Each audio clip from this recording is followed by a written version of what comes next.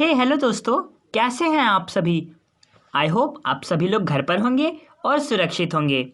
मैं हूं आपका दोस्त हर्षराज सिंह और मैं आप सभी का एक बार फिर से बहुत बहुत स्वागत करता हूं आपके फेवरेट चैनल इजी लर्निंग पर।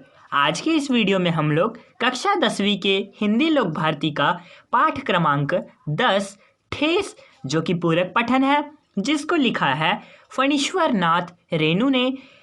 ये पूरा का पूरा जो पाठ है, ये पूरा का पूरा जो पूरक पठन गद्य है, वो हम आज के इस वीडियो में देखेंगे, पूरा का पूरा चैप्टर। ठीक है, तो अंत तक बने रहिएगा। तो चलिए शुरू करते हैं।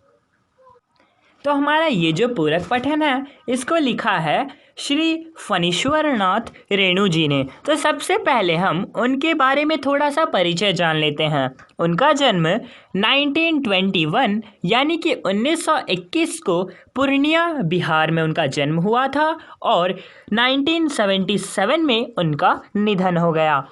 हिंदी कथाधारा का रुख बदलने वाले फणीश्वर नाथ रेणु जी को आज़ादी के बाद के प्रेमचंद की संज्ञा दी जाती है।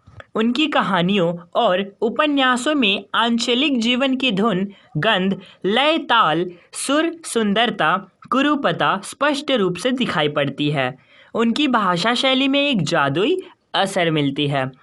उनकी बहुत सारी प्रमुख कृतियाँ हैं, फेमस पॉपुलर उनके कुछ कृतियाँ हैं, जिनमें से कुछ कृतियाँ आपके पाठ्य पुस्तक के अंदर मेंशन किया गया है, तो हम लोग देख लेते हैं।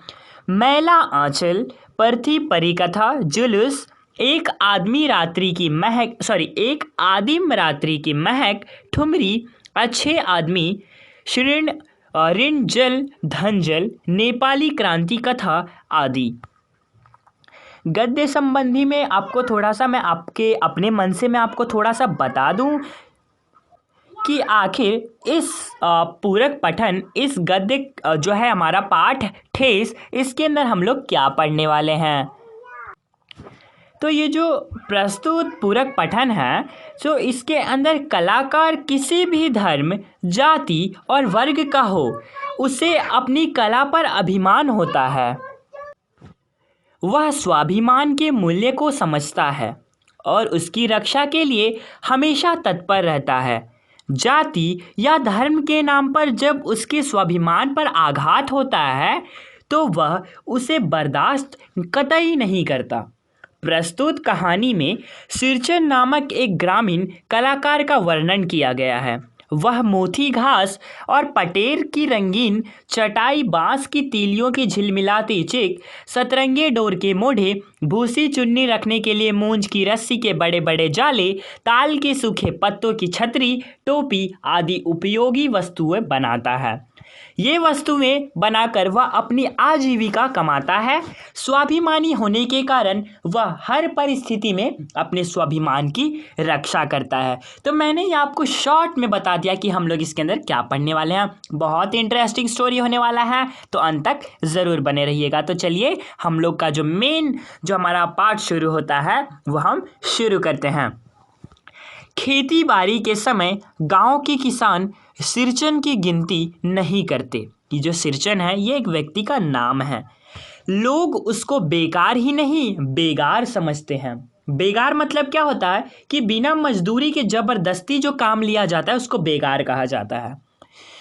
तो लोग उसको बेकार नहीं, बेगार समझते हैं। इसलिए खेत खलिहान की मजदूरी के लिए कोई नहीं बुलाने जाता है सिरचन को। क्या होगा उसको बुलाकर? दूसरे मजदूर खेत पहुंचकर 1/3 काम कर चुकेंगे, तब कहीं सिरचन राय हाथ में खुरपी डुलाता हुआ दिखाई पड़ेगा। पगडंडी पर तौल कर पांव रखता हुआ धीरे धीरे मुफ्त में मजदूरी देनी हो तो और बात है। आज सिरचन को मुफ्तखोर, कामचोर या चटोर कह ले कोई। एक समय था जब उसकी मड़ैया के पास बाबू लोगों की सवारियां बंधी रहती थी। चटोर मतलब क्या होता है कि स्वाद लोलुप, और मड़ैया मतलब तो आपको पता ही होगा, झोपड़ी, राइट। एक समय था जब उसकी मड़ैया उसकी झोपड़ी के पास बाबू लोगों की सवारियां बंधी रहती थी। उसे लोग पूछते नहीं थे, उसकी खुशामद भी करते थे।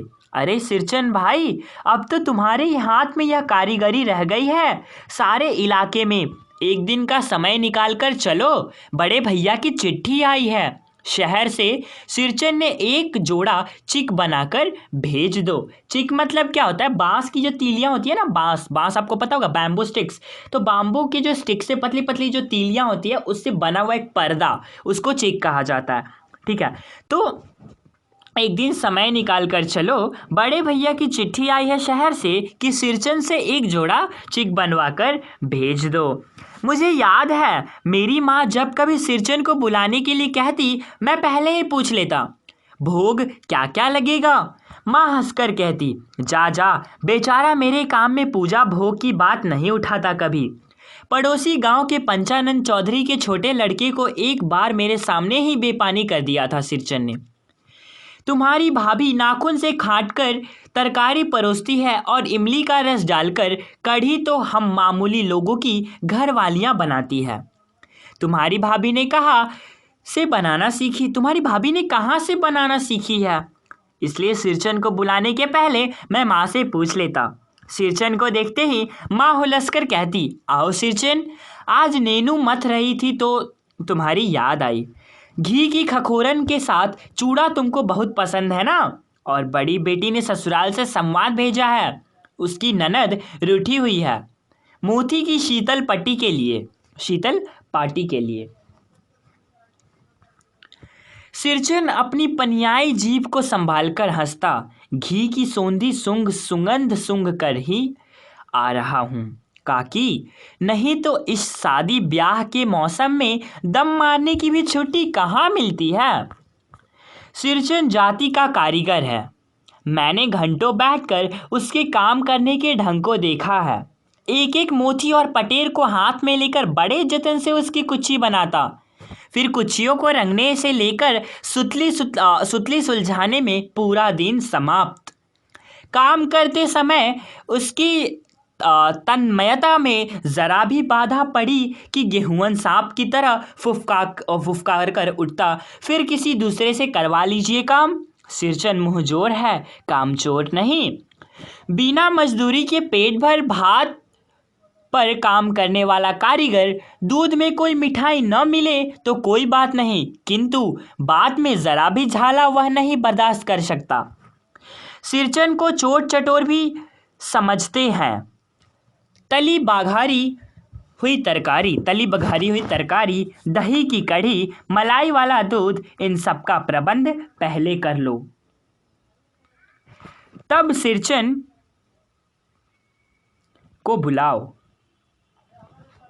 दुम हिलाता हुआ हाजिर हो जाएगा। खाने पीने में चिकनाई की कमी हुई कि काम की सारी चिकनाई खत्म, काम अधूरा रखकर उठ खड़ा होगा। आज तो अब अधक पाली दर्द से माथा टनटना रहा है, थोड़ा सा रह गया है, किसी दिन आकर पूरा कर दूंगा। किसी दिन माने कभी नहीं। अब यहाँ पर जो अधकपाली दर्द है उसका मतलब होता है आधे सिर में दर्द होना, और मोथी मतलब होता है एक प्रकार की घास, उसको मोथी कहा जाता है। और शीतल पाटी मतलब चटाई, मूंज मतलब एक प्रकार का घास। ठीक है, चलिए आगे देखते हैं। मूथी घास और पटरे की रंगीन शीतल पाटी मतलब क्या? चटाई। बांस की तीलियों की झिलमिलाती चिक, सतरंगे डोर के मोढ़े, भूसी चुन्नी रखने के लिए मूंज की रस्सी के बड़े बड़े जाले। अब भूनी चुन्नी रखने के लिए मूंज की रस्सी के बड़े बड़े जाले। मूंज मतलब क्या? मूंज एक प्रकार का घास होता है। ठीक है। हलवाहों के लिए ताल के सूखे पत्तों की छतरी, टोपी तथा इसी तरह के बहुत से काम हैं जिन्हें सिरचन के सिवा गांव में और कोई नहीं कर सकता था, यानी कि कोई नहीं जानता था। यह दूसरी बात है कि अब गांव में ऐसे कामों को बेकाम का काम समझते हैं लोग। बेकाम का काम, जिसकी मजदूरी में अनाज या पैसे देने की कोई ज़रूरत नहीं, पेट भर खिला दो, काम पूरा होने पर एक हाथ पुराना धुराना कपड़ा देकर विदा करो, वह कुछ भी नहीं बोलेगा। ऐसी बात नहीं। सिरचन को बुलाने वाले जानते हैं सिरचन बात करने में भी कारगर है। महाजन टोले के भज्जू महाजन की बेटी सिरचन की बात सुनकर तिलमिला उठी थी। ठहरो, मैं माँ से जाकर कहती हूँ। इतनी बड़ी बात ही है बिटिया। बड़े लोगों की बस बात ही बड़ी होती है। नदी तो नहीं तो 2-3 पटेर की पार्टियों का काम सिर्फ खेसारी का सत्तू खिलाकर कोई करवाए भला? यह तुम्हारी माँ ही कर सकती है बबुनी, सिरचन ने मुस्कुराकर जवाब दिया। अब खेसारी का सत्तू मतलब क्या? खेसारी एक टाइप का दाल होता है, ठीक है, और उस दाल को भूनकर जब पिसवाते हैं तो उसको सत्तू कहा जाता है, ठीक है। तो यहाँ पर खेसारी का सत्तू। इस बार मेरी सबसे छोटी बहन पहली बार ससुराल जा रही थी। मानू के दूल्हे ने पहले ही बड़ी भाभी को लिखकर चेतावनी दे दी है। मानू के साथ मिठाई की पतीली न आए कोई बात नहीं। 3 जोड़ी फैशनेबल चिक और पटेर की 2 शीतल पार्टियों के बिना आएगी मानू तो? भाभी ने हंसकर कहा। बैरंग वापस, इसलिए 1 सप्ताह पहले से ही सिरचन को बुलाकर काम पर तैनात करवा दिया था माँ ने। देखो सिरचन, इस बार नई धोती दूंगी, असली मोहर छाप वाली धोती। मन लगाकर ऐसा काम करो कि देखने वाले देखते ही रह जाएं। पान जैसी पतली छुरी से बांस की तीलियां और कमनियों को चिकनाता हुआ सिरचन अपने काम में लग गया। रंगीन सुतलियों के झब्बे डालकर वह चिक बुनने बैठा। 1.5 हाथ की बिनाई देखकर ही लोग समझ गए कि इस बार एकदम नए फैशन की चीज बन रही है। मंझली भाभी मतलब क्या? जो मिडल वाला जो भाई होता है ना, बड़ा ना छोटा, मिडल वाला जो भाई होता है उसकी पत्नी को मंझली कहा जाता है, मंझली भाभी। सो मंझली भाभी से नहीं रहा गया, पर्दे की आड़ से बोली, पहले ऐसा जानती कि मोहर छाप वाली धोती देने से ही अच्छी चीज बनती है तो भैया को खबर भेज देती। काम में व्यस्त सिरचन के कानों में बात पड़ गई। बोला, मोहर छाप वाली धोती के साथ रेशमी कुर्ता देने पर भी ऐसी चीज नहीं बनती बहुरिया। मानू दीदी काकी की सबसे छोटी बेटी है। मानू दीदी का दूल्हा अफसर आदमी है।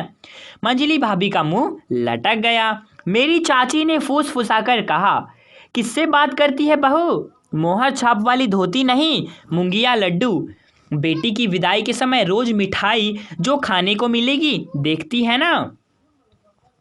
दूसरे दिन चिक की पहली पांति में 7 तारे जगमगा उठे, 7 रंग के। सत भैया तारा। अपने काम में मगन सिरचन को खाने पीने की सुध नहीं रहती। चिक में सुतली के फंदे डालकर उसने पास पड़े सूप पर निगाह डाली। चिवड़ा और गुड़ का एक सूखा ढेला। मैंने लक्ष्य किया, सिरचन की नाक के पास 2 रेखाएं उभर आई। मैं दौड़कर माँ के पास गया। माँ, आज सिरचन को कलेवा किसने दिया है? सिर्फ चिवड़ा और गुड़। चिवड़ा मीन्स पोहा, ओके। माँ रसोई घर के अंदर पकवान आदि बनाने में व्यस्त थी। बोली, अरे मंजली, सिरचन को बूंदिया क्यों नहीं देती? बूंदिया मैं नहीं खाता काकी। सिरचन के मुंह में चिवड़ा भरा हुआ है, गुड़ का ढेला सूप में एक किनारे पर पड़ा रहा। अछूता। माँ की बोली सुनते ही मंजली भाभी की भौहें तन गई। मुट्ठी भर बूंदिया सूप में फेंक कर चली गई। सिरचन ने पानी पीकर कहा, मंजली बहुरानी, अपने मैके से आई हुई मिठाई भी इसी तरह हाथ खोलकर बांटती है क्या? बस मंजली भाभी अपने कमरे में बैठकर रोने लगी। चाची ने माँ के पास जाकर कहा कि मुंह लगाने से सिर पर चढ़ेगा ही, किसी के नैहर ससुराल की बात क्यों करेगा वह? मंजली भाभी माँ की दुलारी बहू है। माँ तमक्कर बाहर आई। सिरचन, तुम काम करने आए हो, अपना काम करो, बहुओं से बदकुट्टी करने की क्या ज़रूरत? जिस चीज़ की ज़रूरत हो मुझसे कहो। सिरचन का मुंह लाल हो गया। उसने कोई जवाब नहीं दिया। बांस में टंगे हुए अधूरे चिक में फंदे डालने लगा। मानू पान सजाकर बाहर बैठक खाने में भेज रही थी। चुपके से पान का एक बीड़ा सिरचन को देती हुई इधर उधर देखकर बोली, सिरचन दादा, कामकाज का घर, 5 तरह के लोग 5 किस्म की बात करेंगे, तुम किसी की बात पर कान मत दो।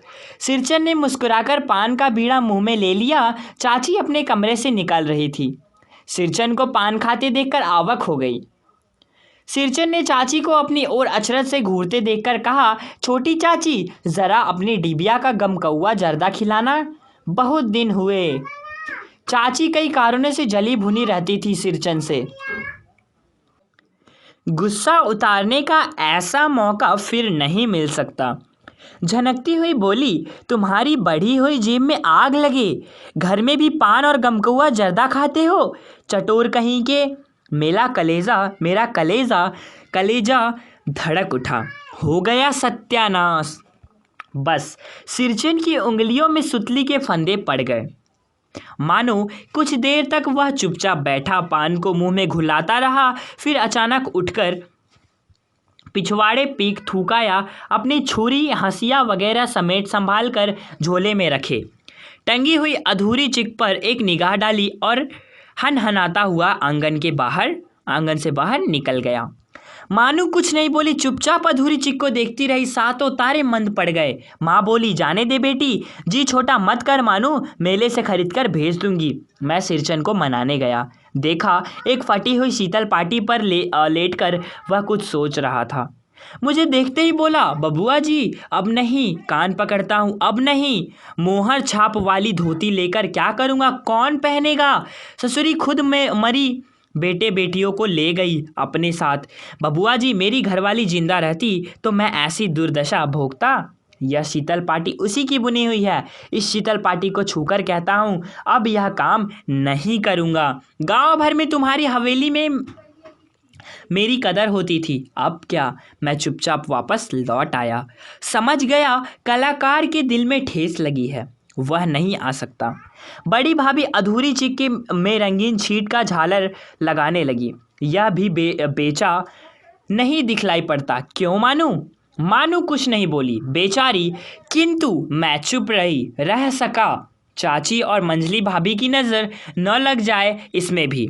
मानू को ससुराल पहुंचाने मैं ही जा रहा था। मानू को जो ससुराल पहुंचाना था तो मानू को ससुराल पहुंचाने मैं ही जा रहा था।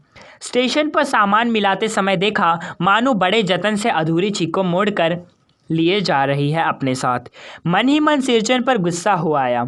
चाची के सुर में सुर मिलाकर कोसने को जी हुआ। कामचोर चटोर। गाड़ी आई। सामान चढ़ाकर मैं दरवाज़ा बंद कर रहा था कि प्लेटफॉर्म पर दौड़ते हुए सिरचन पर नज़र पड़ी। बबुआ जी। उसने दरवाजे के पास आकर पुकारा। क्या है? मैंने खिड़की से गर्दन निकालकर झिड़की के स्वर में कहा। सिरचन ने पीठ पर लदे हुए बोझ को उतारकर मेरी ओर देखा। दौड़ता आया हूँ, दरवाज़ा खोलिए। मानू दीदी कहाँ है, एक बार देखूँ। मैंने दरवाज़ा खोल दिया। सिरचन दादा, मानू इतना ही बोल सकी। खिड़की के पास खड़े होकर सिरचन ने हकलाते हुए कहा, यह मेरी ओर से है, सब चीज़ें हैं दीदी, शीतल पाटी, चिक और एक जोड़ी आसनी कुश की। गाड़ी चल पड़ी। आसनी कुश मतलब क्या होता है, वो जो पूजा वगैरह करते हैं तो हाथ में जो एक और घास का जो ये बनाकर पहना जाता है उसको कुश कहा जाता है। मानू मोहर छाप वाली धोती का दाम निकाल कर देने लगी। सिरचन ने जीभ को दांत से काट कर दोनों हाथ जोड़ दिए। मानू फूट कर रो रही थी। मैं बंडल को खोलकर देखने लगा। ऐसी कारीगरी, ऐसी बारीकी, रंगीन सुतलियों के फंदों का ऐसा काम पहली बार देख रहा था। फणीश्वर नाथ रेणु की संपूर्ण कहानियों में से यहाँ पर जो उनकी कहानी है, किनकी कहानी, श्री फणीश्वर नाथ रेणु, उनमें से ये उनका जो संपूर्ण कहानी है उसमें से ये छोटा सा एक पार्ट लिया गया है। आई होप फ्रेंड्स आपको ये बहुत अच्छा लगा होगा स्टोरी। देखिए कोई भी कला, कोई भी जो टैलेंट, कोई भी आर्ट है, वो उस आदमी का, उस कलाकार का अभिमान होता है। चाहे वो कलाकार किसी भी धर्म, किसी भी जाति, किसी भी वर्ग का हो, बट उसको अपनी कला पर अभिमान होता है। वह स्वाभिमान के मूल्य को समझता है और उसकी रक्षा के लिए हमेशा तत्पर रहता है। तो ये जो कहानी है, इस कहानी में आपने क्या सीखा कि सिरचन नामक एक ग्रामीण कलाकार इसमें है और वह मोती, घास, पटोर, ऐसे बहुत सारी चीज़ें वो बनाता है। ये वस्तुएं बनाकर वह अपनी जो आजीविका, जीवन, मतलब वो अपना रेगुलर पैसे कमाता है, कुछ खाने पीने को उसको मिल जाते हैं। स्वाभिमानी होने के कारण वह हर परिस्थिति में अपना स्वाभिमान की रक्षा करता है। तो फ्रेंड्स, आई होप आपको ये वीडियो बहुत पसंद आई होगी। अगर वीडियो पसंद आई है तो प्लीज़ वीडियो को लाइक कर दीजिए। आपने अपना इतना कीमती समय दिया, इसके लिए बहुत बहुत धन्यवाद। अगर अभी तक आपने हमारे चैनल को सब्सक्राइब नहीं किया है तो please subscribe our channel and press the bell icon for latest updates.